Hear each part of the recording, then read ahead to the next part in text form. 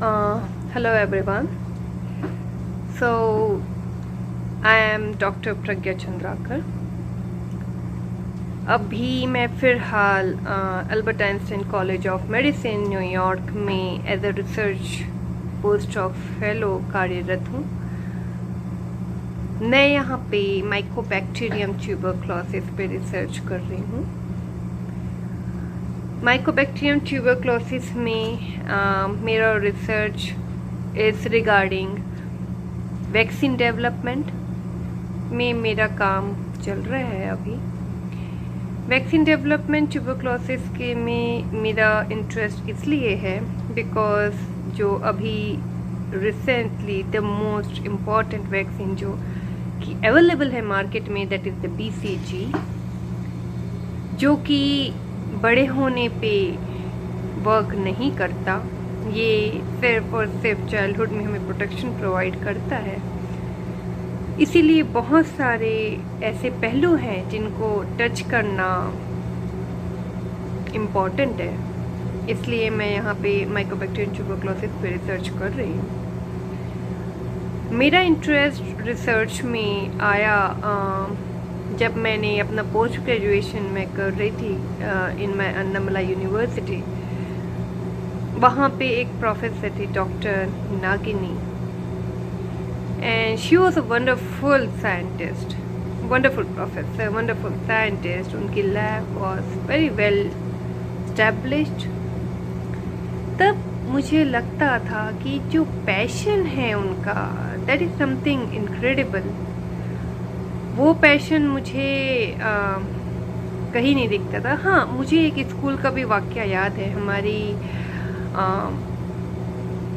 Ma'am थी केंद्रीय विद्यालय में, doctor N. Geeta Rao. She was brilliant in her field, जो कि था उनका फिजिक्स में she was gold medalist from Chennai university. और डिस्पाइट कि वो प्रिंसिपल थी, वो अपने पैशन के लिए हमें पढ़ाती थी।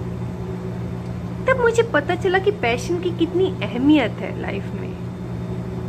इस पैशन के पीछे आप किसी भी पद, प्रतिष्ठा और पैसे को नहीं ला सकते हो, मुझे ऐसा लगता है।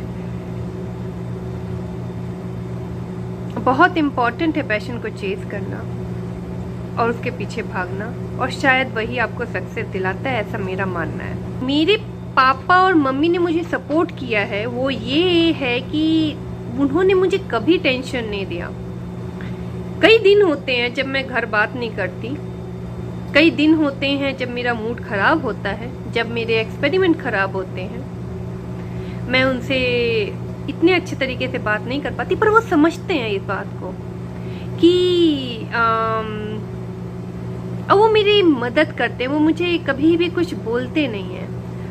उन्होंने कभी मुझे उड़ने से नहीं रोका, कभी भी ये नहीं बोला कि हम साथ चलते हैं। मैं जहाँ गई अकेले गई, अकेले फाइट किया। वो हमेशा साथ थे और हमेशा यही उनका जो कॉन्फिडेंस है ना कि मैं कर ले जाऊंगी, वो कॉन्फिडेंस मेरे को और ज़्यादा कॉन्फिडेंस देता है कि मैं ज़िंदगी के हर स्ट्रगल अपनी पार कर ले जाऊंगी। और शायद उसी का नतीजा है, मैं बोलूँगी कि मैं आज न्यूयॉर्क में हूँ और न्यूयॉर्क में मैं Albert Einstein college of medicine में अभी कार्यरत हूँ, और उसके बाद मैं हार्वर्ड यूनिवर्सिटी में कार्यरत होने जा रही हूँ। तो ये शायद उनका विश्वास का नतीजा है। और हाँ, मैं यही बोलूँगी कि शायद हर पेरेंट्स को अपने बच्चों को, अगर वो चाहते हैं कि उनके बच्चे अच्छा करें लाइफ में, तो उनको खुद को इतना स्ट्रांग होना पड़ेगा और सपोर्ट करना पड़ेगा। एंड मेरे पेरेंट्स ने मुझे सोसाइटी के बियॉन्ड जाके भी सपोर्ट किया है, क्योंकि बहुत सारी चीज़ें होती हैं एक इंडियन सोसाइटी में। बीइंग गर्ल पेरेंट आपको झेलना पड़ता है, बट वो बहुत डिफरेंट है, वो बहुत स्ट्रांग है, और शायद इसलिए मैं स्ट्रांग हूँ। इस उपलब्धि का श्रेय मैं सबसे पहले तो भगवान को देना चाहूँगी। और एक चीज़ और, अगर मैं भगवान बोलती हूँ तो मेरे लिए भगवान और साइंस ये एक साथ आते हैं। मैं साइंस को भगवान के रूप में ही देखती हूँ। अब मैं गायत्री परिवार से बिलोंग करती हूँ, तो गुरुदेव ने ये बोला भी था कि साइंस अध्यात्म की बात होती है, और मैं साइंस को उसी अध्यात्म के रूप में देखती हूँ, और मैं मानती हूँ कि ये मेरी तपस्या है। और तपस्या हमेशा हिमालय में नहीं होती, लैब में भी होती है। हम भी लोक कल्याण के लिए लैब में बैठ के तपस्या करते हैं, दिन रात करते हैं। हमारा कोई फैमिली नहीं है, फैमिली के लिए टाइम बहुत कम रहता है हमारे पास, तो ये तपस्या ही है। और तो मैं इसका श्रेय भगवान या साइंस को देना चाहूँगी, क्योंकि उन्होंने ये मुझे एक अवसर दिया कि मैं कुछ के लिए, इंसान समाज के लिए। दूसरा श्रेय मैं डेफिनेटली अपने PhD mentor doctor Sushanta car को देना चाहूँगी। तो doctor Sushanta car, again he is a brilliant scientist. उन्होंने मुझे एक्चुअली में बताया कि साइंस होता क्या है, अच्छा साइंस क्या होता है।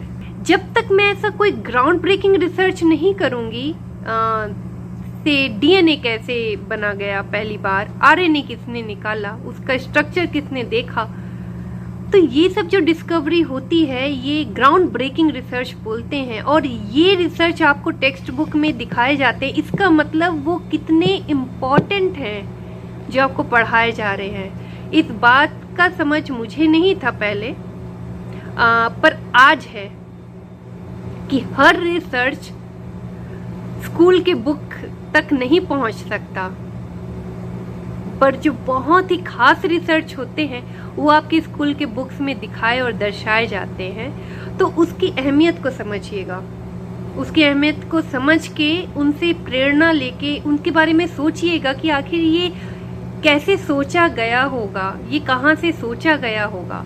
और जिस दिन वो सोच डेवलप होगी ना आपकी, उस दिन आप साइंस करेंगे। तो साइंस एक सोच है, और सोच के साथ एक जज्बा है। जज्बा है कुछ नया करने का, कुछ अच्छा करने का, और कुछ लोगों के लिए करने का।